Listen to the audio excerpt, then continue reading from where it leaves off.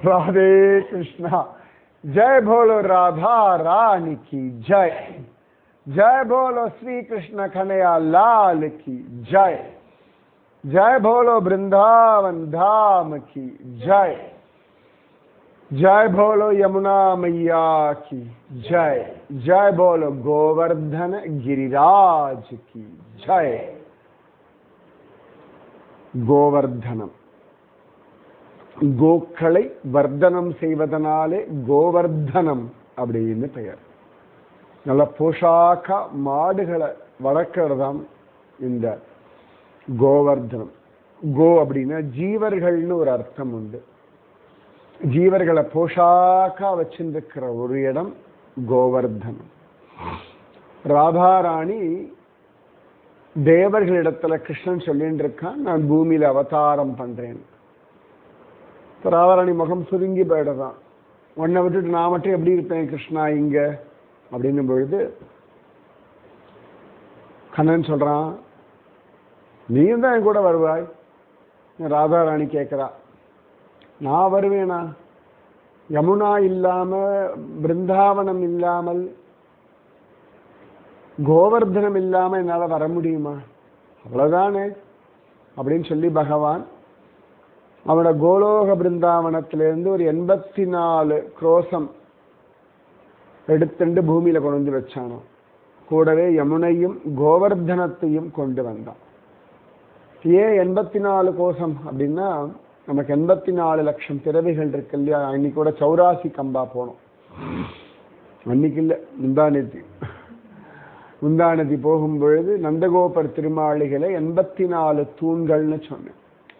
உங்களுடைய 84 லட்சம் பிறவிகளை அழிக்கிறதுக்காக அந்த மாதிரி இந்த விரஜபூமி முழுக்க. விரஜபூமி அப்படின்றது நம்ம இன்னைக்கு போன பர்சானா, கோவர்தனம், பிருந்தாவனம், மதுரா, பாண்டீரவனம், பத்ரவனம், கோகுலம், மகாவனம் எல்லாம் சேர்த்து 84 கோசம் அப்படின்னு சொல்லுவார். எல்லாமே கோலோக பிருந்தாவனத்திலிருந்து தனியாக பூமியில கொண்டு வந்து வைக்கப்பட்டது அப்படின்னு தான் கர்க சம்ஹிதையில காண கிடைக்கிறது. நம்ம பார்ப்போம், ஒரே பில்டிங்கா இருக்கு, குப்பையா இருக்கு, அழுக்கா இருக்கு. ஆனா இதை தாண்டி ஒரு ஆனந்தம் இங்க இருக்கு பார்த்தல.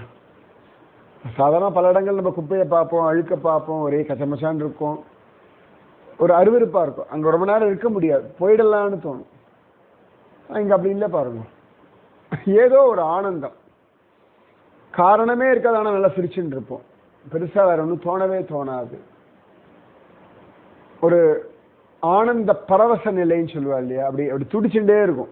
இந்த ஊர் மட்டும் எப்பவுமே மழையோ வெயிலோ குளிரோ ஒரு ராத்திரி 10 மணிக்கு அவ்வளோ துடிப்பா இருக்கு பாருங்க.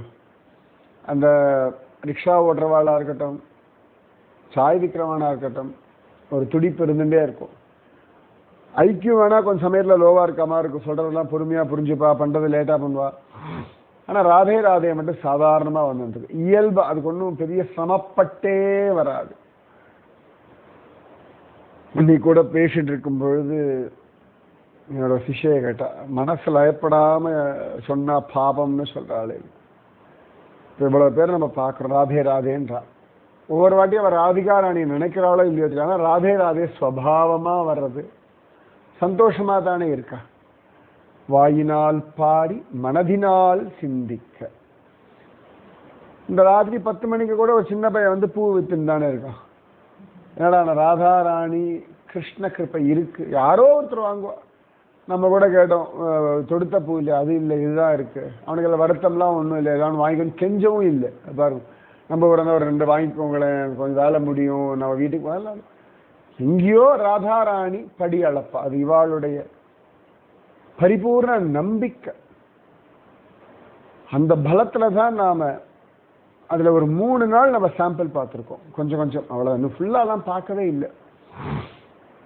அதுல நிஜமாவே போன வாட்டி வந்த பொழுதும் பர்சானா போல, இந்த வாட்டி கூட காதால கிடமை இல்லை, பர்சானா இல்லை அப்படின்னா நான் சொன்னேன். வண்டி ஏற்பாடு பண்ற இடத்துல இன்னைக்கு பர்சானா கிடையாதுன்னு.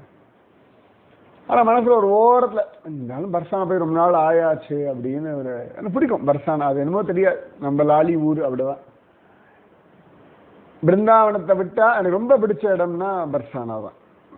அதனால தங்கறது பிருந்தாவனம் தான் தங்க. நிறைய பேர் மாத்துறாங்க தங்கறது பிருந்தாவனம் மட்டும்தான். அதுக்கப்புறம் என்ன அது பர்சானா பிடிக்கும். ரொம்ப ஒரு ஆத்ம பந்தம் உண்டு அதுல. வண்டியில் ஏறும்பொழுது டிரைவர் கேட்டான், இன்னைக்கு எங்கெல்லாம் போனோம் அப்படின்னு. நான் சொன்னேன் கோவர்தன். சரி கோவர்தன் பர்சானா அப்படின்ட்டான். பர்சானா நந்தகாவும் ஆட் பண்ணாங்க. என்னன்னா நந்தகாவுக்கு மேல ஒரு லெவல் வரைக்கும் வண்டி போகும், அதுக்கப்புறம் போகணும். பர்சானா மாதிரி ஏறுற மாதிரி தான் இல்லை, இதே கூட்டம் அங்க இருக்கும். என்னன்னா அந்த நந்தகாவலையும் உட்கார வச்சு வசனம் பேசி ஒரு போர் அடிச்சிருவாங்க நம்மள. அது கத்த கத்த கூட்டத்தை உண்டு பண்ணி அந்த மாதிரி. சரி ராதாராணி கூப்பிட்டாச்சுன்னு சொல்லிட்டு இன்னைக்கு பர்சானா போயாச்சு. விஷபானுபுரம் ஒரு அவளோட ராஜ்யம், அது தனிதான், அது ஒத்துண்டுதான் ஆகணும். இன்னைக்கு பாங்கிய பிகாரி நம்ம பார்த்த எக்ஸ்பீரியன்ஸ் பார்த்தோம், பர்சானா எக்ஸ்பீரியன்ஸ் பார்த்தோம். ரெண்டும் நிறைய வித்தியாசம் உண்டு. ஆனாலும் இந்த கூட்டம் என்னமோ உண்டு. எனக்கு பர்சானால தான் ஒரு தடவை நாங்கள் மத்தியானம் ஆல்மோஸ்ட் 3 உள்ள போய் பார்த்தோம். நாங்கள் பார்த்து அடுத்த நிமிஷம் மூடிட்டா, உடனே மூடிட்டாளேன்னு வருத்தப்படுறாள் ஜனங்கள் சொல்லிட்டு கூட வந்த பக்தாளுக்காக நான் ஜெய் போலோ ராதா ராணிக்கு ஜெய் அப்படின்னு ஒரு கத்தினேன். எங்கேயோ ஓரத்தில் இருந்தால் யாரோ ஒரு பக்தன், ஒரு பாமரன், இந்த ஊர்ல எங்கே இருக்காள், ஒரு ரஜவாசி, சிம்பிள் மேன், ஒரு 60, 35, 25, 30 வயசு, 35 வயசு 40 வயசு இருக்கும். வந்தான். ஏன் கத்துறாய் நீ அப்படின்னு. நான் சொன்னேன், நான் ஜெயகோஷம் தானே போட்டேன். சொன்னாலே லாலி தூங்கியாச்சு மத்தியானம், குழந்தை தூங்கின பேர் எப்படி நீ கத்துவேன். அழுதுட்டேன் நான். எனக்கு அது என்னமோ பண்ணிட்டு அவன் ரொம்ப ஏன் கத்துறாய் நீ. நான் சொன்னேன், நான் தப்பா ஒன்றும் பேசலையே. லாலி தூங்கியாச்சு இல்லையா, குழந்தை தூங்கி போய் யாராவது கத்தல் திடுக்கு நான் ஏதாவது குழந்தைக்கணும். இந்த பாவம், இந்த ஊரோட பாவம் இருக்கு பாருங்க, அதுதான் நம்ம ஊர்ல மிஸ்ஸிங். நம்ம ஊர்ல கோவில்லாம் சூப்பரா இருக்கு, எல்லாம் இருக்கு. அந்த பாவம் இருக்கு பாருங்க, சுவாமிய இவா கொஞ்சறதும் கொண்டாடுறதும் அத்தனை விசேஷம். அப்ப அந்த பாவம் தான். ஒவ்வொரு தடவையும் ராதாராணி போய் பார்த்துட்டு தான் வந்துருக்கேன். இன்னைக்கு அவள் கூப்பிட்டுட்டான், நிஜமாவே அவளுக்கு ஆசை உங்களை பார்க்கணும்னு. அதனாலதான் இன்னைக்கு ராதாராணி கூப்பிட்டா. இல்லாட்டெல்லாம் போன வாரலாம் கொஞ்சம் கூட பிளான் நான் மாற்றவே இல்லையே, கிடையாதுன்னு கிடையவே கிடையாதுன்னு அப்ரப்டா சொல்லிட்டேன். ஆனா இன்னைக்கு ராதாராணினா இந்த பர்சானா, நந்தகாவ், கோவர்தன் இதெல்லாம் சேர்த்து ஒரு நாள் போவா எல்லாரும். எனக்கு அதில் உடன்பாடு கிடையாது. எல்லாம் ஓடிட்டே இருப்போம். எனக்கு தெரியும், இப்போ ராதாராணி பார்க்க போயாச்சுன்னா எப்படி 2 மணி நேரம் சாலிடாக இழுத்துருன்னு தெரியும். மேலே ஏறி இறங்கி லசி இதெல்லாம் சேர்த்து 2 மணி நேரம் மினிமம் ஆயிடும். அது ஆப்ஷனே கிடையாது. ஆனால் ராதாராணியுடைய கிருப்பை, விஷபானுபுரம்னு பேரு. அந்த பர்சானால 4 மலை உண்டு. பிரம்மாவுடைய 4 தலைகள். அதில் ஒரு மலை தான் நம்ம ஏறி இருக்கோம். நானே இன்னும் ஒரு மலை பாக்கி இன்னும் ஏறினதில்லை. இன்னும் 2 மலை ஏறி இருக்கேன். இன்னும் ஒரு மலை இருக்கு, தான்காட்டி, மான்காட்டு அப்படின்லாம் பேர் இல்லை. அதில் ஒரு மலை பேர் மான்காடுன்னு பேர். பான்காடு, மான்காடு, தான்காடுன்னு வா. அதில் என்ன ராதாராணி கோவம் தான் ஒரு மலையில போய் உட்காந்துப்பா. அந்த மாதிரி அங்கே ஒரு மோர் குட்டிர் அப்படின்னு ஒரு கோயில் உண்டு. ராதாராணி கோபமா இருக்கும் பொழுது கண்ணன் மயில் நடனம் ஆடினான். அங்க ஒரு மோர் குட்டின்னு, அதுக்கப்புறம் ராதையும் கண்ணனுமா நம்ம ஊரெல்லாம் அந்த மயிலாட்டம் ஆடுவாள், அந்த மாதிரி 2 பேரும் ஆடுறா. அந்த மோர் குட்டியில ஒரு சின்ன போட்டோ உண்டு, நம்ம சேவா கொஞ்சம் பார்த்த மாதிரி. ராதையும் கிருஷ்ணனும் மயில் வேஷம் போட்டு ஆடுற மாதிரி, வேற மூர்த்திலாம் கிடையாது. அதை வரைஞ்சது கண்ணு தெரியாத ஒருத்தர், பிறந்ததுலேருந்தே பிளைண்ட். அவருக்கு அந்த லீலை கருதே தெரியாது. அதுல அவர் வரைஞ்சதுதான் இன்னி வரைக்கும் அந்த மோர் குட்டியர் சித்திரம். நம்பவே முடியாது. அது ஹவுக்கம்ன்றதுலாம் பதிலே கிடையாது.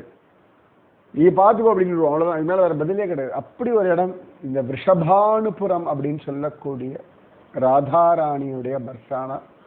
அங்கதான் ராதாராணி அழகா அவரோட ஹல்தி ஃபங்க்ஷன் முடிஞ்சதுக்கு அப்புறம் கையலம்பின இடம். சரியா சொன்னா ஹல்தி ஃபங்க்ஷன் அங்கதான் அவ கையெல்லாம் அலம்பினான்னு சொன்னேன். அந்த பர்சானா பரிக்கிரமா தனியா உண்டு. எப்படி விரஜ பரிக்கிரமா உண்டு, பிருந்தாவன பரிக்கிரமா உண்டு, அது மாதிரி பர்சானால இருந்துட்டு அங்கேயே பரிக்கிரமா பண்ணிட்டு வாழக்கூடிய சாதுக்கள் உண்டு. அவ்வளவு விசேஷம் அங்க. இன்னைக்கும் பர்சானாக்காரா அப்பப்ப பிருந்தாவனம் வருவா.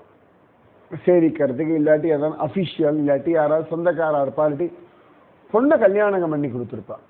வருவா, சாயங்காலத்துக்குள்ள ஊரை விட்டு கிளம்பிடுவா. பிருந்தாவனத்தில் இருக்க மாட்டா. பிருந்தாவனத்தில் தண்ணி கூட குடிக்க மாட்டா. நம்ம சொல்லுவோம் இல்லையா, பொண்ணு கொடுத்தத கை நினைக்கூடாது, அந்த மாதிரி இன்னி வரைக்கும் ட்ரெடிஷனல். ஏன்னு கேட்டா அப்புறம் கண்ணன் வந்து ராதாராணியை கஷ்டப்படுத்துவான், கிண்டல் பண்ணுவான், பரிகாசம் பண்ணுவான். அதனால அவளுக்கு மூத்த பொண்ணு யாருன்னா ராதாராணி தான். எப்படி நீங்க மதிரா போனா சீதா மூத்த பொண்ணு வீட்டுக்கு வீடு, இந்த மாதிரி ராதாராணி தான் அந்த ஊர்க்காரர்களுக்கு எல்லாம் மூத்த பொண்ணு. இந்த ராதாஷ்டமிலாம் வந்தாச்சுன்னா சின்ன சின்ன குழந்தைகள்லாம் ராதையாவே பாவிச்ச தலையில தூக்கி வச்சுட்டு ஆடுவார்கள் அந்த ஊர்ல. அப்படி ஒரு இடம் அந்த ரிஷபானுபுரம் அப்படின்ற அந்த இடம் தான் பர்சானா. அப்படி அவள் பிறந்தது நம்ம முந்தானத்தி போன ராவல். முந்தானத்தி நேத்தியா நேத்தான் ராவல், அதுதான் அவள் பிறந்த இடம். ஆனால் அவள் வளர்ந்த இடம் ரிஷபானுபுரம். அது ரொம்ப அழகா இருக்கு. அந்த பர்சானா பரிக்கிரமா பண்றது அந்த இடத்துல வந்து ரொம்ப அழகா இருக்கும். சொல்லிட்டே இருக்கலாம், அடரா அடரா அப்படின்னு இருக்கும். அவ்வளவு விஷயங்கள் பர்சானாவை சுத்தியே ராதா கிருஷ்ண லீலைகள்லாம் நிறையவே உண்டு. அப்படி இன்னைக்கு ராதாராணியுடைய கிருப்பை, நம்ம பர்சானா மலையும் பார்த்தோம், கோவிலையும் பார்த்தோம், ராதாராணி கையலம்பின அந்த பிரியா குண்ட் அதையும் தரிசனம் பண்ணோம். அப்புறம் அங்கிருந்து நேர கோவர்தனம் போனோம். எப்பவுமே இந்த கோவர்தனம் போனால் துளசி மாலை வாங்குவோம். ஏன்னா அந்த இடத்துல கொஞ்சம் விசிராந்தியாக நின்று வாங்கலாம். இங்கெல்லாம் நிறைய பார்த்தாலும் இந்த கூட்டத்தில் நிற்க முடியாது. அங்கே இந்த மாதிரி நிறைய கடை உண்டு. நம்ம 2 கடை தானே பார்த்தோம். நம்ம போகிற வழியிலே பார்த்தோம் 4-5 கடை. இந்த ரோட்டில் அந்த செவுத்துல வெறுமை கட்டையை அடித்து அது லைனாக துளசி மாலை தொங்க விட்டுருப்பா, வச்சுட்டுருப்பா. வெரைட்டியாக இருக்கும். சில இடங்கள் அங்கேயே சில பேர்லாம் உட்காந்து துளசி மாலை பண்ணுறதெல்லாம் பார்க்கலாம். அப்படி ஓரத்தில் உட்காந்து பண்ணிட்டு இருப்பா. அவள்லாம் பார்த்தோன்னா ஒரு துளசி மாலையை வித்துண்டு ஒரு வாழ்க்கை, ரொம்ப அழகான ஒரு வாழ்க்கை. விற்கிறது துளசி மாலை. இப்போ வேறு இருந்தாலும் ராதே ராதே சொல்லணும், எடுத்து பேசுறது, பார்க்கிங் என்ன வேணா இருக்கட்டும், துளசி மாலை தான் வாழ்க்கை. எல்லாம் பாருங்க, ஒடிசாலேருந்துலாம் வந்து உட்காந்துண்டு எப்படியோ ராதாராணி காப்பாத்திட்டு தான் இருக்கா.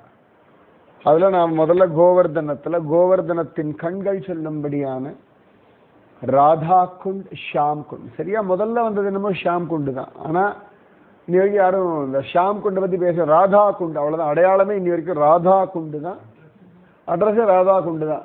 போனா போறதேன்னு ஷாம் குண்டு சொல்லுவாளே ஒழிய யாரும் ஷாம் குண்டு பத்தி பேச்சு கூட கிடையாது. அரிஷ்டாசுரன்ற அசுரனை வதம் பண்ண கண்ணன் தன்னுடைய பாவங்கள் போகணும் அப்படின்னு ராதாராணி சொன்னதுனால தன் குதிகாலால் அப்படி அழுத்தி உண்டாக்கின குளம்தான் ஷாம குண்டு. அது பக்கத்திலே ராதாராணி தன் கை வளையல்களால உண்டாக்கின குளம்தான் ராதா குண்டு. ரெண்டும் கோவர்தனத்தினுடைய கண்கள் அப்படின்னு. இந்த ராதா குண்டு, ஷாம் குண்டு கார்த்திகை கிருஷ்ணாஷ்டமி பகுலாஷ்டமின்னு சொல்லுவார். அப்பதான் உண்டாயிட்டு. அன்னைக்கு பார்க்கணும், அவ்வளவு பழங்களை கொண்டு வந்து நிவேதனம் பண்ணுவார் அந்த குளத்துக்கே நிவேதனங்க. அங்க அந்த குளமே சுயம் ராதா. அப்படிதான் அவளுக்கு பாவம். தனியா அது ஜலம்லாம் கிடையாது. அங்க உக்காந்துட்டு தியானம் பண்ணுவா, தவம் பண்ணுவா, நாமஜபம் பண்ணுவா. சில பேர் தொடக்கூட மாட்டா, அது அவ்வளவு பவித்திரமானது எனக்கு கருகதை இல்லைன்னுவா. சில ஜனங்களுடைய பாவம் ராதா கொண்டு ஷாம் கொண்டு தொடமாட்டான். அதை பார்க்கறதே எனக்கு பாக்கியம்னு ஓரத்தில் உட்காந்து எழுதிட்டு நான் பார்த்துருக்கேன். எல்லாரும் இறங்கினாலும் இப்படி இறங்கி இப்படி புரோக்ஷம் பண்ணுவாளை பார்த்து இப்படி கைகூப்பி நமஸ்காரம் பண்ணுவா. எவ்வளோ புண்ணியம் பண்ணியிருக்கா அவள்லாம் அங்கே இறங்கி தொடராளேன்னு. அந்த இவாளோட பாவம்லாம் நம்ம கற்பனை கூட பண்ணி பார்க்க முடியாது. அந்த பாவம் தான் இவாளுடைய பெரிய பலம்.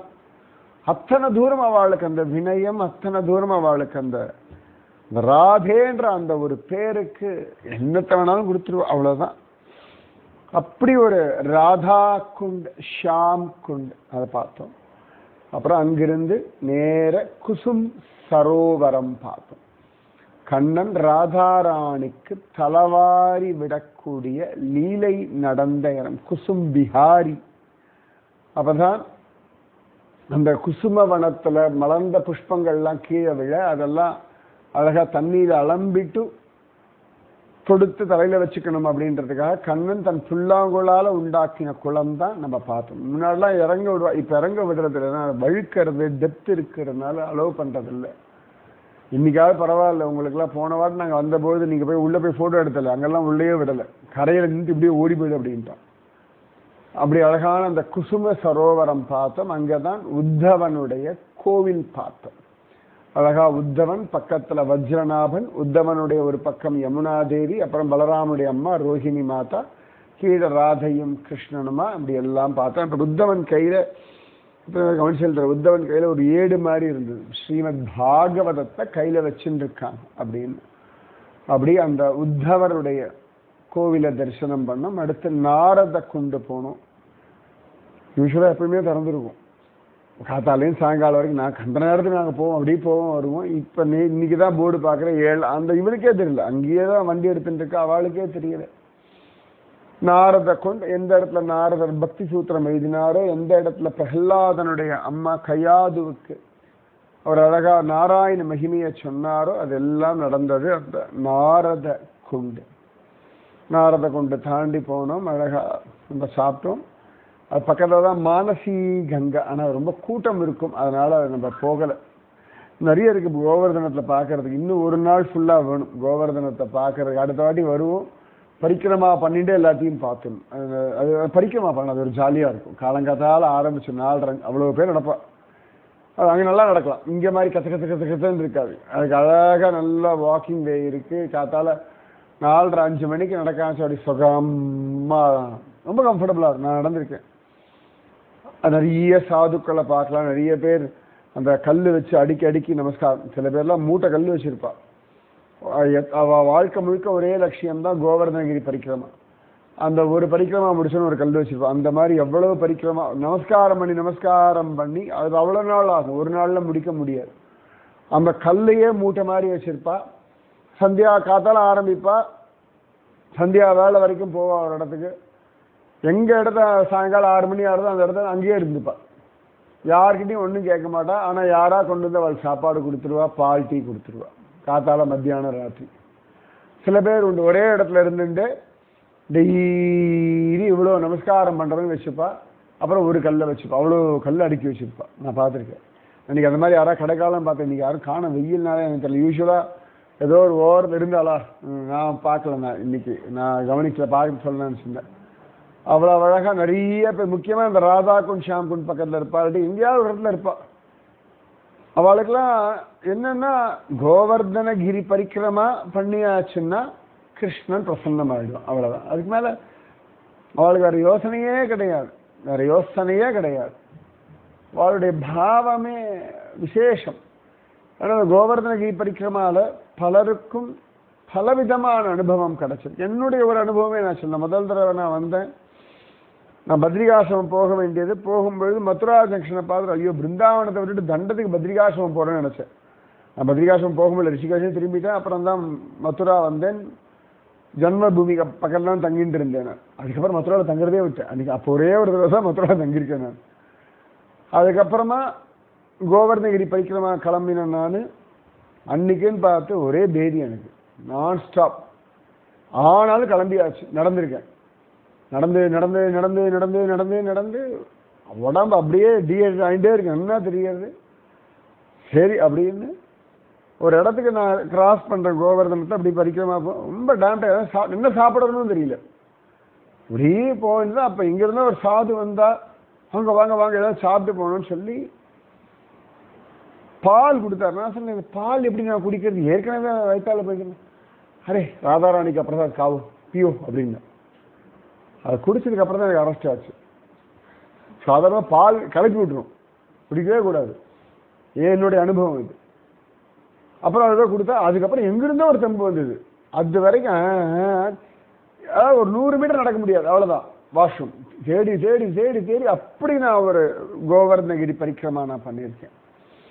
2வது தடவை ஜாலியாக 4:30 5 மணிக்கு கிளம்பி மத்தியானம் 1 மணி வரைக்கும் பரிக்கிரமா பண்ணிட்டு அப்படியே பஸ்ஸில் ஏறி வந்து அப்படியே போய் யமுனையில் இறங்கிடும். அப்போல்லாம் யமுனை ரொம்ப சுத்தமாக இருந்தது நிஜமாக, இந்த அளவுக்கு இல்லை. ஆனால் நடுவில் இப்போ 2 வருஷத்துக்கு முன்னாடி எப்பயோ நான் போய் யமுனையில் குளிக்க போனேன். குளிக்க போனால் அந்த மோட்டர் போட்டுடைய டீசல் நாத்தமெல்லாம் வந்தது யமுனையில். அதனால தான் யாரும் இப்பெல்லாம் இறங்க விடுறதே கிடையாது, பயமா இருக்கு. நான் சொன்னேன், ஐயா உடம்பு சொல்லலாம் உடனே டாக்டர் கேட்காது யமுனையில் குளிச்சான்னு தான் கேட்குறான். அதெல்லாம் மாறணும், பிரார்த்தனை பண்ணிக்கோங்க. அதுக்கு அவ்வளவு சொல்லடி. அதுவும் இப்போ உத்தராகண்ட் போய் யமுனையை பார்த்துக்கப்புறம் இந்த பக்கம் வந்து யமுனையை குளிக்க தைரியம் இல்லை, நிஜமாவே சொல்கிறேன். அங்கே அப்படி ஃப்ரெஷ் கிறிஸ்டல் கிளியர் அந்த யமுனோதிரி பக்கத்துலலாம் பார்த்துட்டு நிஜமாவே எனக்கு தைரியம் கிடையாது. இந்த பக்கத்தில் யமுனை மரியாதையெல்லாம் உண்டு, ஆனாலும் ஒரு ஜாகிரதையோடு தான் இருந்துருக்கு இன்னைக்கு. அத்தனை விசேஷம். இந்த கோவர்தனம் நாரத கொண்டு தாண்டி தான் மானசி கங்கா. நமக்கு சமயம் இல்லைன்றதுனால அந்த மானசி கங்காவை காட்டலை நான். மானசி கங்கா தாண்டி தான் இப்படி போயிட்டு இருந்தோம். கோவிந்த குண்டம். பகவான் எவ்வளவு அழகா எந்த இடத்துல அழகா கோவர்தன கிரியை தூக்கினதுக்காக இந்திரன் பட்டாபிஷேகம் பண்ணானோ அந்த குளத்தையும் பார்த்தோம். அழகா கோவர்தன மலை, அங்கதான் நல்லபடியா மலையை பார்த்துட்டோம். அப்பாடான் மலையை பார்த்தாச்சு, தொட்டாச்சு, போட்டோ எடுத்தாச்சு. அதை சில பேர்லாம் வந்து இப்படிதான் நிக்க பார்த்து ஆடி அதெல்லாம் வேற நடந்து போட்டோ எல்லாம் எடுத்து அது கோவர்தனத்தை பார்த்தா ரொம்ப ஒரு நமக்கு ஒரு உரிமை வந்துடும். நமக்கு பிடிச்ச ஒரு மலை அப்படின்ற ஒரு அது என்னமோ தெரியாது. இப்போ இங்கே வந்து பாருங்களேன், இப்போ நிறைய எல்லாருமே புதுசு தானே, ஆனால் ஒரு ஃபர்ஸ்ட் டைம் அந்த ஃபீலிங்கே இருக்காது. என்னமோ ஒரு சோல்மேட் மாதிரி எங்கிருந்தோ ஒரு லிங்க் வந்துடும், ஒரு பந்தம். இப்போ பல இடங்கள் இப்போ புதுசாக பார்ப்போம்னு தெரியும். ஆனால் இதெல்லாம் நீங்கள் புதுசாகவே பார்த்தாலும் கூட ஆனால் என்னமோ தெரிஞ்ச இடம் மாதிரியே ஒரு ஃபீல் இருக்கும். ஒரு புதுசாக ஒரு அந்நியப்பட்ட இடத்துல இருக்கிற மாதிரியே இருக்காது. ஏன்னா ஏதோ ஒரு சந்தர்ப்பத்தில் விரஜபூமிக்கு சம்பந்தம் இல்லாமல் இங்கே வர முடியாது. எங்கேயோ ஏதோ விட்ட குறை தொட்ட குறை இந்த பிருந்தாவனத்தில் நீங்கள் எல்லாம் வாழ்ந்திருக்க இல்லாட்டெல்லாம் இப்படி வந்து இந்த விரஜபூமியில் இப்படி ஏன்னா எவ்வளோ இடத்துக்கு போவோம், புது இடம் அப்படின்னு ஒரு ஜாக்கிரதை இருக்கும். நானும் பார்த்தேன், யாருக்கா இத்தனை வருஷம் ஆயிடுச்சு வந்திருக்கேனே, யாருக்குமே ஒரு புது இடம்ன்ற அந்த ஒரு ஃபீல் ஜாக்கிரதையே வராது. ஏன்னா அந்த சோலோட ஒரு கனெக்டிவிட்டி வந்துருது. ஆத்ம பந்துத்துவம்னு இல்லையா, இந்த ஆத்ம பந்துத்துவத்தை இந்த விரஜபூமி நான் பார்ப்பேன். எல்லாரையும் சின்ன குழந்தை நம்மளை விட்டு அந்த குட்டி குழந்தை எவ்வளோ ஜாலியாக இருக்கு. பாஷை தெரியாது, ஒன்றும் தெரியாது, குறைஞ்சிருக்கு. அந்த குளத்துல சத்தியமா சிட்டி லெவலில் குழந்தைகள் இப்படிலாம் குளத்துல எல்லாம் போய் இறங்கவே இறங்காது, பயமாக தான் இருக்கும். ஆனால் நானும் பார்த்துட்டே இருக்கேன், ரெண்டு குட்டித்துவோம். ஆனால் அவ பாட்டுக்கு இருக்கான்னா இந்த இடத்தினுடைய மகாத்மியம் அப்படி அது எங்கிருந்தோ ஒரு கனெக்ஷன் கொடுத்துரும். எனக்கு தெரியும் என்னுடைய இடம் இது, அப்பாடா அப்படின்னு அந்த ஒரு அசைலம் சொல்லுவோம் அந்த மாதிரி அப்படி அது ஒரு சுகமா அப்பாடா வந்தாச்சு இங்க என்னுடைய சரணாகதி இடம்ன்ற மாதிரி ஒரு அனுபவத்தை இந்த கோவர்தனம் கொடுத்துரும். அங்கதான் கோவிந்த பட்டாபி சாதாரணமா இன்னைக்கு அந்த ஒரு ஃபங்க்ஷன் நடந்துருந்தது இல்லையா, அங்க பின்னாடி ஒரு கோவர்தன கல்லாம் வச்சுருவோம், அபிஷேகம் பண்ணலாம். நீங்க அப்படி இல்லாமோ ட்ரை பண்ணி பார்த்தோம் உள்ள போறதுக்கு, ஆனா அங்க மூடி வச்சுட்டாவா. இல்லாட்டிலாம் அங்க போய் அபிஷேகம் எல்லாம் பண்றதுன்னு ஒரு வழக்கம் உண்டு. அப்படி அழகா அப்புறம் அந்த மாதவேந்திரபுரி அவருடைய பஜன் குட்டீரம்லாம் பார்த்தோம். கோவிந்த குண்டனுடைய ஜலத்தை புரோக்ஷணம் பண்ணிட்டோம். அதுக்கப்புறமா பூச்ரிகா லௌட்டா பாபா, அந்த பெரிய ஐயனார் சாமி, நான் சொல்ல கோவர்தனத்தோட ஐயனார் சாமி, அது கண்ணும் மூக்கும் மீசையும் அப்படி ஒரு பார்க்குற பார்வையும் அந்த பூச்ரிகா லௌட்டா பாபாவையும் பார்த்தோம். சரியா அந்த பூச்ரிகா லௌட்டா பாபா சன்னதியிலேருந்து ஒரு 500 மீட்டர் உள்ள போய் அப்படி மலை ஏறினோம்னா அங்கே ஒரு நரசிம்மர் இருக்கார். நல்ல அழகான பழைய நரசிம்மர் இருக்கார். சமயம் இல்லை இல்லாட்டா இந்த பூச்சிரிக்கா லௌட்டா பாபா போகிறதுக்கு முன்னாடியே அங்கே முகாரவிந்தம்னு ஒரு இடத்துல உண்டு, ஜதிபுரான்னு பேர். அங்கே போனால் கோவர்தன மலையே ஏறலாம். அங்கே வந்தால் ஆளு ஜிலேபி ரொம்ப ஃபேமஸ். சமயம் இல்லை, அதான் உண்மை. போன வாட்டி அதெல்லாம் பார்த்தோம், ஆளு ஜிலேபிலாம் சாப்பிட்டோம், மலையெல்லாம் ஏறிட்டு சீனாஜி கோவில்லாம் பார்த்துட்டு தான் வந்தோம். நாங்கள் ஒவ்வொரு வாட்டியும் ஒவ்வொரு விதமான விஷயங்கள் அதெல்லாம் பார்த்தோம். அதுக்கப்புறம் கடைசியா உத்தவ குண்டம், எந்த இடத்துல உத்தவர் கிருஷ்ண பத்னிகளுக்கு 1 மாசம் ஸ்ரீமத் பாகவதத்தை சொன்னாரோ, எந்த இடத்துல அவர் கொடியா இருக்கிற குசும சரோவரம் அதோட கனெக்டிவிட்டியில் எப்படி தான் வரும், அந்த இடத்துல அழகா உத்தவருடைய விஷயங்கள்லாம் பார்த்தோம். திரும்பியும் இந்த ராதா குண்ட் ஷாம் குண்ட் பக்கத்துல வந்து இது இல்லாம சந்திர சரோவரம்னு ஒன்று இருக்கு, சூர்தாசரோட சமாதி இருக்கு, நிறைய இருக்கு. இந்த அப்புறம் சுரபி கொண்டு உண்டு, நம்ம போகும்பொழுதே சங்கர்ஷ்ண கொண்டுன்னு ஒன்று தாண்டி தான் போகணும். இன்னும் நிறைய இடங்கள் இருக்கு பார்க்கறதுக்கு. கோவர்தனத்தில் முக்கியமாக ஒரு 4-5 இடத்துல அதோபார்தோபார்தோபார்தோபார்தோன்னு பார்த்து காசு கூட்டம் சொன்னதுயே அவ்வளவு இடங்கள் இருக்கு இன்னும் பார்ப்பதற்கு. அத்தனை விசேஷங்கள். அதில் அட்லீஸ்ட் இன்னைக்கு இவ்வளவு கிடைச்சது பகவானுடைய கிருபை. ஏன்னா நானும் ஒவ்வொரு தடவையும் வரும்போது ஏதான ஒன்று புதுசு புதுசாக பார்த்துட்டு தான் இருக்கோம். இன்னைக்கு கூட அவன் கேட்டான், குருஜி சுரபி கொண்டு குருஜி சங்கர்ஷம் ஒன்றும் நிற்காது, நீ போயிட்டே இதே ரேஞ்சில் போனால் நான் சாயங்காலம் 6 மணிக்கா ரூமுக்கு எத்த முடியும் ராஜா, எங்கே நிறுத்தினாலும் எனக்கு. அதனால தான் அந்த சைத்தன்ய மகாபிரபு கோயில் இல்லை கிளம்பு, அப்படியே கிளம்பிடு. ஏன்னா இறங்கினோன்னா 1/2 hour போயிடும், ராத்திரி ரொம்ப 7 மணி ஆகிடும். அதனால சரி நீ 6 மணிக்கு எல்லாம் போயிட்டா கொஞ்சம் ரிலாக்ஸ்டாக இருக்கணும், நீ அப்படியே போயிட்டே நடத்தாடே ரொம்ப பார்த்துட்டு எல்லாம் திருப்பி கூட்டின்னு வரேன் அப்படின்னு சொல்லிட்டு வந்துட்டேன். அப்படியே அந்த கோவர்தன கிரிராஜனுடைய அழகான அனுபவம் நமக்கு இன்னைக்கு ஓரளவுக்கு அப்படி ஒரு சாம்பிள், அப்படி கோவர்தன கிரிராஜனுடைய சாம்பிள் பார்த்தோம். நிஜமாவே வந்து 3 நாள் ஆயாச்சு. பிருந்தாவனம் பார்த்துட்டோம், பர்சானா, மதுரா, ராவல், கோகுலம், இன்னைக்கு கோவர்தனம். இவ்வளவுலாம் பகவான் கொடுத்துருக்கான், இன்னும் நிறையவே கொடுப்பான். ஏன்னா பகவானை பொறுத்த வரைக்கும் நம்மளுடைய சம்சார தாபங்கள் எல்லாம் குறைஞ்சு நாம நிம்மதியா இருக்கணும்ன்றது பகவானுடைய சங்கல்பம். நிச்சயமா பகவான் நம்மளை கஷ்டப்படுத்த போறதும் இல்லை, தண்டிக்க போறதும் கிடையாது. நமக்கு மேல மேல அனுகிரகம் பண்ணுவான், நம்ம சரியில்லாத பொழுது கண்டிச்சு திருத்துவான், தண்டிக்கிறதே கிடையாது. பகவானுடைய பெரிய பலம் அது. அப்படி நல்லா மழை பெய்யறதுன்னா அம்மா என்ன பண்ணுவா, முந்தானை எடுத்து தன் தலைக்கு போட்டுக்க மாட்டா, குழந்தை தலையில போடுவா. வெயிலா இருக்கு அப்படின்னா அம்மா தன் தலைக்கு முக்காடு போட்டுக்க மாட்டா, குழந்தை தலைக்கு தான் போடுவா. அதுதான் ஃபர்ஸ்ட் ப்ரியாரிட்டி. இப்போ பகவான் ஃபர்ஸ்ட் ப்ரியாரிட்டி நாம தான். இன்னைக்குமே ஞாபகம் வச்சுக்கோங்க. நம்ம சில சமயத்தில் யாருக்கா ஃபோன் பண்ணுவோம், ஃபோன் எடுக்க மாட்டா, இல்லாட்டி ரிப்ளை பண்ண மாட்டா, இல்லாட்டி அப்புறம் பேசுறேன்னு. You are not in the priority list. உண்மை அதுதான். நிஜமாக பிஸியாக இருந்தால் அப்புறம் பண்ண போகிறோம், இல்லாட்டி அதுக்கப்புறம் நம்மளா என்ன ஃபோன் பண்ணலையே அப்படின்னு கேட்டோம்னா கன்ஃபார்மாக தெரியும் வி ஆர் நாட் இந்த ப்ரியாரிட்டி லிஸ்ட்டுன்னு. ஆனால் ஒன்றே ஞாபகம் வச்சுக்கோங்க, பகவானோட ப்ரியாரிட்டி லிஸ்ட்டில் என்றைக்குமே நீங்கள் தான் ஃபஸ்ட்டு. அது ஒரு நாளும் மாறவே மாறாது. அந்த ப்ரியாரிட்டி லிஸ்ட்டில் எல்லாருமே உண்டு, எல்லா ஜீவர்களுமே ஃபஸ்ட் ப்ரியாரிட்டி லிஸ்ட். ஏன்னா பாகவதத்தில் பகவான் துவாரகையில் இருக்கும் பொழுது ஒரே சமயத்தில் ஒரு ராஜாவும் பகவானை கூப்பிடுறான், ஒரு ஏழையும் பகவானை கூப்பிடுறான். 2 பேரும் ஒரே டைம் ஒரே நாள் கூப்பிடுறான். 2 பேர் வீட்டுக்கும் பகவான் அதே டைம் அதே நாள் போகிறான். அதே சமயத்தில் இங்கேயும் இருக்கான் அங்கேயும் இருக்கான். இவன் ஏழை, அவன் பெரிய பணக்காரன், எல்லாம் அவனுக்கும் அதே ப்ரியாரிட்டி தான், இவனுக்கும் அதே ப்ரியாரிட்டி தான். நம்ம இன்னைக்கெல்லாம் போய் இவ்வளோ கோவில் பார்த்தோமே, எல்லா இடங்கள்லையுமே நமக்கு கூட்டம் இல்லை, இவ்வளோதானே ஒழி. ஆனால் தரிசனப்படி பார்த்தா ப்ரியாரிட்டி எல்லாம் கடைசின்னு தானே இருந்தது. அப்போ பகவத் அனுகிரகம் அப்படின்றது வர்ஷிச்சுட்டு தான் இருக்கு. அவ்வளோ விசேஷம். இந்த பிருந்தாவனத்தில் பார்த்தோம்னா நம்ம அழகா அந்த காளிய மர்தன விஷயம் எல்லாம் பார்த்தோம். இந்த காளிய மர்தனம் எல்லாம் முடியும் பொழுது சந்தியா வேளை ஆயிடுறது.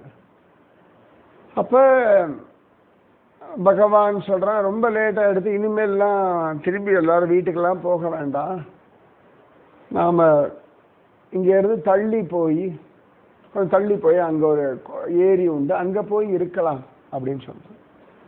சரி, எல்லாரும் கண்ணனோட போகிறா. கம்சனுக்கு இந்த விஷயம் தெரிஞ்சு கொடுத்து, ஓ இன்னைக்கு வா பிருந்தாவன காட்டுக்குள்ளதான் ராத்திரி தங்கரா, ரொம்ப சுலபம், ஒரு காட்டு தீயை ஏற்றி கொளுத்தி விட்டுட்டோம்னா தானா எரிஞ்சு போயிடுவா அப்படின்னு சொல்லிட்டு இவா எந்த இடத்துல தங்கியிருக்காளோ அந்த இடத்த சுற்றி தன் ஆட்களை வச்சு காட்டு தீயை கொஞ்சம் உண்டாக்கினா போதும், அது போயிட்டே இருக்குமே, பெருசா காட்டு தீயை உண்டாக்கிடலாம். எல்லா ஜனங்களும் கதறா. கரெக்டா காளிய நடனம் ஆடின ராத்திரி. பாகவத்துல 2 தடவை இந்த காட்டுத்தீ விஷயம் வருது. அதுல ஒரு விஷயம் இது, காட்டுத்தீ வர்றது எல்லா பக்கமும் தீய அப்படி தக தக தகன்னு தகிக்குமே. நமக்கு இந்த வெயிலே எப்படி தகிக்கிறதுனா காட்டுத்தீ எப்படி தகிக்கும். அப்ப பகவான் சொல்றான், எல்லாரும் கண்ணை மூடிக்கோங்க அப்படின்றான். எல்லாரும் கேட்குற கண்ணை மூடின்னு என்ன பண்றது? பகவான் சொல்றான், பார்த்தா தானே பயமா இருக்கு, கண்ணை மூடிக்கோங்க நான் பார்த்துக்கிறேன். இப்போ எல்லாரும் கண்ணன் மேலே நம்பிக்கை, அவன் காளியன் மேல் நர்த்தனம் எல்லாம் ஆடினதால எதையோ ஒன்று பண்ணுவான் அப்படின்னு ஒரு நம்பிக்கை வந்துருச்சு. வாழ்க்கை எதையோ ஒன்று பண்ணுவான். அப்ப கண்ணன் அந்த காட்டு தீய முழுங்கினான். அந்த இடத்துக்கு பேரு தவா அனல குண்ட் அப்படின்னு பேரு. தவானலம் அப்படின்னா தாவாக்னி அப்படின்னா காட்டு தீன்னு அர்த்தம். கண்ணன் காட்டு தீய குடிச்ச இடம் இன்னைக்கு அந்த குளம் அங்க இருக்கு. தவாக்னி பானனம் பண்ண இடம் தவானல குண்ட் இன்னைக்கும் இருக்கு. அங்க ஒரு கிருஷ்ணன் மூர்த்தி வச்சிருப்பா, ரொம்ப அழகா இருக்கும். நாக்க நீடின்னு இருக்கும். நாக்கில் அப்படி நெருப்பு இருக்கா மாதிரியே இருக்கும். அந்த காட்டு தீய குடிக்கிற மாதிரி அந்த கிருஷ்ணன். சரியா நம்ம இந்த கரையில சுத்தின்னு இருக்கோம், அந்த கரைக்கு போகணும். அன்னைக்கு நம்ம போனோம் கோவிந்த தேவ், அந்த பக்கத்துல தான் தவா அனல குண்ட் அப்படின்ற அந்த இடம் இருக்கு. அந்த ஜலம் அவ்வளவு நல்லா இருக்குமா அந்த காலகட்டத்துல சொல்லுவா. அதாவது சில விஷயங்கள்லாம் நம்ம கைமீறி போயிடுறது, நம்மளால ஹேண்டில் பண்ண முடியல, இதுக்கப்புறம் புரிய மாட்டேங்க லைஃபோட சிச்சுவேஷனும் அது போயின்னு இருக்கிற விதமும். அப்பெல்லாம் கிருஷ்ணான்னு கையை தூக்கிடுங்கோ. அது என்ன பிரச்சனையோ, அது காட்டு தீ மாதிரி நம்மளை பொசுக்கும்படியா வந்தாலுமே கண்ணன் அதை ஸ்வீகரிச்சிருவான். இதுதான் உண்மை. வாழ்க்கையில இன்னி வரைக்கும் கவனிச்சு பார்த்தோம்னா எவ்வளவோ விஷயங்கள் நமக்கு இதுக்கு மேல வாழ்க்கையில ஒண்ணும் இல்லை, எல்லாம் முடிஞ்சு போயிடுத்து காட்டு தீ மாதிரி நினைச்சோம்னா இங்கிருந்தோ அந்த காட்டு தீ அப்படியே அப்படியே சப்சிடி ஆகிடும். அது கண் கொண்டு நம்ம பார்க்கலாம். பகவான் நம்மளை அப்படி காப்பாத்திட்டே தான் இருக்காங்க. அப்படி அந்த தவா அனல குண்ட் அப்படின்றதும் பிருந்தாவன் இந்த மாதிரி நிறைய இடம் இருக்கு. நீங்க பார்த்தோன்னா அன்னைக்கே கூட சொன்னோம், 4-5 இடம் காமிச்சிருக்கோம், அவ்வளவுதான். பிருந்தாவனத்துல நிறைய நிறைய நிறைய பார்க்கறதுக்கு இருக்கு. பிருந்தாவனத்துல பார்க்கலாம். அப்படி இனிமேல் எங்கேயாவது தீ அப்படின்னா படிச்சோம்னா இப்பெல்லாம் கலிபோர்னியா தீயில அப்புறம் என்ன சொன்னேன், பிருந்தாவன தீ வந்திருக்கு, ஆனா கண்ணன் குடிச்சுட்டான் அப்படின்னு நினைச்சிருந்தேன். அப்ப தவா அனல குண்ட் அப்படின்னு சொல்லி நிறைய குளம் தான் இங்க. திரும்புற பக்கம் எல்லாம் குண்டு குண்டு குண்டு குண்டு குண்டு குண்டு குண்டு தான் எல்லாம். இன்னைக்கு அவ்வளோ குண்டு பார்த்தோம் இல்லையா, இன்னும் நிறைய குண்டு இந்த கோவர்தனத்தை சுத்தியே கிடைக்கிறது. அப்படி பகவான் நம்மளை ரட்சிக்கிறான். ரட்சிக்கிறதுனாலதான் இவ்வளவு விஷயங்கள் நமக்கு பண்றான். ஒன்றும் வேண்டாம், நமக்கு டெய்லி சாய் குடிக்கிறதுக்கு எதுக்கு ஒரு கடை வச்சிருக்கானா இல்லையா? நம்ம பிஎஸ்சி வாலா சாய் வாலா போனாலும் பக்கத்தில் இருக்க ஒரு கடைக்காரன் உட்காந்துட்டு நான் கூட கேட்டேன், டே எதுக்குடா கூலிங் கிளாஸ் ராத்திரியில போட்டுட்டு இருக்க, பகல்ல போடுறது தானடான்னு கேட்டேன். அவன் சொன்னான், பகல் முழுக்க நான் தூங்கிட்டு இருக்கேன், கூலிங் கிளாஸ் போடவே முடியல, இப்போ போட்டுக்கிறேன். ரொம்ப நான் எதிர்பார்க்கவே இல்லை அந்த பதில். சொன்னா அரே பூரா தின் சோறாக ஷாம்கோ அமாரா காம், ராத்திரி ஃபுல்லா வேலை பண்றேன், அப்புறம் வாங்கினது எப்பதான் போட்டுக்கிறேன். ஜாலியாக சொல்ல அவன் பாட்டுக்கு டீ போட போயிட்டான். நான் எனக்கு திருப்பி ரிப்ளை பண்ணுறதுக்கு அவன் டைம் கொடுக்கவே இல்லை. வாங்கிட்டேன், போட்டுக்கணும், எனக்கு ராத்திரி தான் போட முடியும், நான் போட்டுக்கிறேன், அவ்வளோதான். நம்மள அந்த ராத்திரி அல்பத்துக்கு போஸ் அடுத்த ராத்திரில கொடை பிடிக்கிற மாதிரி அலையறிய கடந்துன்னு அவங்க நான் சொன்னேன், வருத்தமும் படலை வெக்கமும் படலை, எனக்கு பிடிச்சிருக்குப்பா, நான் வாங்கியிருக்கேன், என் பைசா என் கண்ணு, நான் போட்டுக்கிறேன், எனக்கு இது சௌகரியம். ரொம்ப கேஷுவலா கவலையே படல. அவன் பாட்டுக்கு சொன்னேன், அவன் பாட்டுக்கு போய் சாய் போட்டு அங்கே நான் பார்த்தேன், அப்படி சாய் இருக்கு நான் அப்படின்னு. நான் அப்போ அந்த பிஎஸ்சி சாய் வாழ போனால் இன்னொரு சாய் வாழ ரெடியாக இருக்கானு. நம்மளை பகவான் நடக்க கூட விடலை பாருங்க. அதுக்கு சொல்ல வரேன், தாங்குறான் இல்லை. ஒவ்வொரு இடத்துலையுமே சுவாமி அப்படி நம்மளை தாங்கி தாங்கி தாங்கி தாங்கி அழிச்சுட்டு வர்றார். இந்த 5 நாள் எவ்வளோ லசி குடிச்சிருப்போம், எவ்வளோ கரும்பு ஜூஸ் குடிச்சிருப்போம் இந்த 3 நாளைக்குள்ள. இப்போ யாரோ ஒருத்தர் நமக்காக அங்கே ஜூஸ் போட்டு காத்துட்டு இருக்கானா இல்லையா? நமக்கு அந்த இடத்துல தாகிக்கிற இடத்துல ஒரு முசம்பி ஜூஸ், ஒரு சாத்துக்குடி ஜூஸோ ஏதோ ஒன்று அங்கங்கே அங்கங்கே அங்கங்கே அங்கே ஒரு வாட்டர் பாட்டில், நமக்கு வேண்டிய தேங்காய் பீஸ் கூட விற்கிருந்தாங்க. என்ன இல்லை, பகவான் என்ன கொடுக்கல பாருங்க. அது பக்தின்றது அவன் கொடுக்கறது அப்படியே அனுபவிக்கிறது தான். நம்ம யார் என்ன விரதம் இருந்தோம், என்ன பெருசா நேமநிஷ்டையோட இருந்தோம், நம்பிக்கையோட வந்தோம், ஆனந்தமா பகவான் நாமத்தை சொல்லி இப்படி போயிட்டு இருக்கோம், விளையாடிட்டு சிரிச்சுட்டு குழந்தை மாதிரி. பகவானு குழந்தை மாதிரி தான் நமக்கு எல்லாத்தையும் ஃபீட் பண்ணிட்டு இருக்கான். பகவான் நம்மளை ஒன்றும் அப்போ உனக்குலாம் ஒன்றும் கிடையாது, ஆச்சாரம் கிடையாது, அனுஷ்டானம் தளரவே இல்லை. பார்த்து பார்த்து பார்த்து பார்த்து தான் இன்னும் கிருப்பை பண்ணிகிட்டே இருக்கான். அவ்வளவு அழகாக தான் நினச்சிப்பேன். அந்த குட்டி குழந்தைகள் அந்த அந்த இடத்துல கரும்பு சாறு பிடிக்கிறதுக்கு அந்த குட்டி குழந்தைகள் விளையாடுறதுக்கு ஒரு சீட்டு, அங்கே ஒரு ஸ்டியரிங்கை கொடுத்து அந்தந்த குழந்தைகள் காத்தால அந்த டிரைவர் சாப்பிட்டுட்டு இருந்தான். ஒரு சாய் குடிக்கிற நேரத்தில் அந்த குழந்தைங்க அங்கே விளையாடுறது ஒரு குட்டி பார்க்கு, அங்கே ஒரு சறுக்கு மரம். சுவாமி எப்படி தாங்குவாங்க? எனக்கு அனுபவம் இருக்கு. நான் என் பிள்ளைய அழிச்சுட்டு வந்தேன், இன்னொரு குழந்தையும் வந்திருந்தா, ஒரு இடத்துல ரொம்ப சந்தோஷமா விளையாடிட்டு இருந்தான். அப்போ நாங்கள் கோவர்தனம் போனோம், விளையாடிட்டு இருந்தான். மனைவி சொன்னா இல்லைப்பா விளையாடிட்டு இருக்கேன். நான் சொன்னேன், இங்கே தான் விளையாடணும்னு நினைக்காத, இதை விட நல்ல விளையாடுற இடம் சுவாமி கொடுப்பா, முதல்ல கலப்பவன அப்படின்னு சொல்லி அழிச்சுட்டு போகணும். அப்புறம் இன்னொரு இடத்துல அப்போ தான் கோவர்தன மலை ஏறிட்டோம். அங்கே திண்டு திண்டா இருந்து ஏறி குதிச்சு விளையாடிருந்தான். நான் சொன்னேன் பார்த்தியா, அதை விட நல்ல இடம் சுவாமி கொடுத்துருக்காரு. அப்கிரேடேஷன் தான் பண்ணிட்டு இருக்கார் சுவாமி. நான் நினச்சிப்பேன் அந்த குஞ்சு குழந்தைகள் அதுக்கு என்ன தெரியும் பாவம். நம்ம வண்டியில் அப்பா ஏற்றுறா இறக்குறா சாப்பிட்றோம், நம்ம ஏதோ சிரிச்சுட்டு இருக்கோம் பேசிட்டு இருக்கோம். ஆனால் அதுங்களுக்கும் விளையாடுறதுக்கு பின்னாடி ஒரு சீட்டு தின்ன மாதிரி போட்டு கொடுத்து எப்படியோ அதுங்கள் பேசிண்டு அதுங்கள் விளையாடிண்டு அதுங்களுக்கு அந்தந்த இடத்துல அது இன்னொன்று பார்க்கணும். அந்த இடத்துல என்ன விளையாட முடியும் விளையாடிக்கிறதுங்களே, அதுதான் அழகு. புலம்பலை என்னடா அது இப்படி பண்ணிட்டாலே இல்லை, அங்கே என்ன கிடைக்க சாப்பாடு அதுங்களுக்கு பிடிக்கல, அது ஏதோ சொன்ன எதையோ மேக்கப் பண்ணி ஓடின்னு தானே இருக்கு அதுகள். அந்த வெயிலாக இருக்கட்டும் அந்த குளிராக இருக்கட்டும் எவ்வளோ அழகாக அக்கஷ்டமாக இருக்கும் அந்த குழந்தைகள். நமக்கு அந்த மைண்ட் செட் தான் வேணும். இந்த இடத்துல எப்படி சந்தோஷமாக இருக்கலாம். எனக்கு இதெல்லாம் குறைஞ்சி விடுத்தேன்னு வரல, இந்த இடத்துல எனக்கு சந்தோஷமாக இருக்க முடியுமா, சந்தோஷமாக விளையாடுறதுகள் சிரிக்கிறதுகள் ஆனந்தமாக இருக்கு. இப்போ பகவான் தாங்கிட்டு தான் இருக்கான். Just enjoy your life. Past அதெல்லாம் முடிஞ்சாச்சு, ஃப்யூச்சர் வரும்போது பார்த்துக்கலாம். ப்ரெசண்ட்டு நன்னா போயின்னு இருக்கு. நீ அன்றைக்கெல்லாம் சுட்டது இன்னைக்கு கஷ்டப்பட்டு ஏசியெல்லாம் சரி பண்ணி முடிச்சா வெள்ளம் 23 டிகிரி. இன்னைக்கு ஏசியே வேண்டாம்.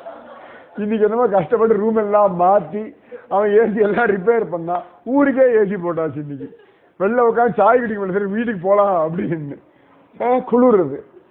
அப்போ இதனால தான் பகவானோட லீலை.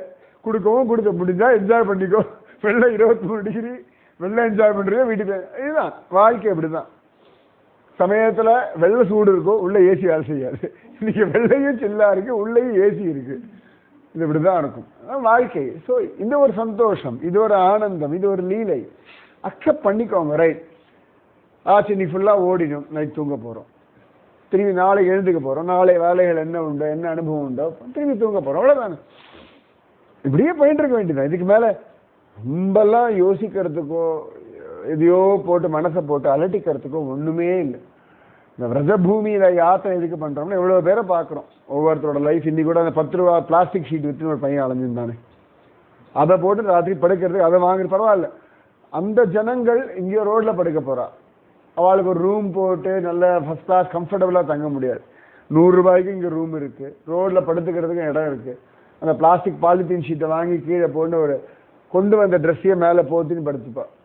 அவர்களுக்கும் வாழ்க்கை இருக்குது. நம்மளை மாதிரி ரூம் போட்டு தங்குறவாளும் உண்டு, தனியாக வீடு வாங்கி போட்டுட்டு அப்பப்போ வந்து தங்குறவாளும் உண்டு. யாராக இருந்தாலும் இந்த பிருந்தாவனம் வாழ வைக்கிறது. அதில் அதான் எவ்வளோ பெரிய பெரிய சூப்பர் காரும் பார்த்துட்டு இருக்கு, பெரிய வேனும் பார்க்குறது, பஸ்ஸும் பார்க்குறது, பேட்டரி ரிக்ஷாவாலும் பார்த்துட்டு இருக்கு. அவன் வாழ்க்கையும் ஓடிட்டு தானே இருக்கு. அவன் ராதே ராதே சொல்லிட்டு தானே வாழ்க்கை நடந்துட்டு இருக்கு.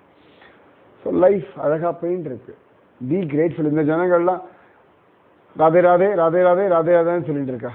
இன்னைக்கு கூட நம்ம டிரைவர் நான் கூட கேட்டேன்டா காத்தால நீ எதுக்கடா அப்படி சாப்பிடாம வந்த? இல்லை நான் தான் உங்ககிட்ட கேட்டு தானே சாப்பிட்டேன் அப்படின்னா. இல்லைடா வந்த நீ கேட்டதை பற்றி இல்லை, நீ எங்கள் சொல்லி எங்களோடய சாப்பிட்ருக்கலாமே, உன் வயசுக்கு எல்லாம் சாப்பிட்றணுமே, கரெக்டான சாரி சார் அப்படின்னு. அப்புறமா பைசா தட்சிணை கொடுத்ததுக்கப்புறம் கூட இதான் தப்பு பண்ணி தான் மன்னிச்சுக்கோங்கன்றாங்க.